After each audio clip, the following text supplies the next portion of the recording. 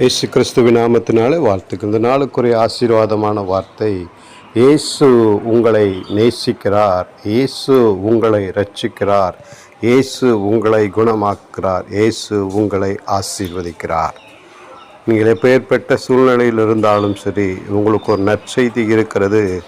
இந்த உலகத்தில் யார் உங்களை நேசித்தாலும், யார் உங்களை வெறுத்தாலும், யார் உங்களை அங்கீகரிக்கவில்லை என்று சொல்லி சோர்ந்து போயிருக்கிறீர்களா?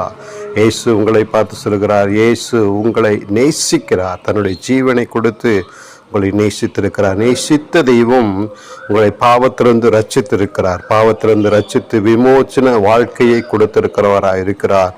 பாவத்திலிருந்து ரட்சித்தவர்கள் வியாதியிலிருந்து குணம் ஆக்கி உங்களுக்கு ஒரு புதிய துவக்கத்தை, நம்பிக்கையை துளிர்விடை செய்ய போதுமானவராக இருக்கிறார். வியாதியிலிருந்து மாத்திரமல்ல, உங்களை ஆசீர்வதிக்கவே ஆசீர்வதித்து உங்களை பெருக செய்ய அவர் போதுமானவராக இருக்கிறார். இன்றைக்கு இயேசு இப்படிப்பட்ட ஆசீர்வாதங்களை உங்களுக்கு தந்து உங்களை ஆசீர்வதிப்பார்.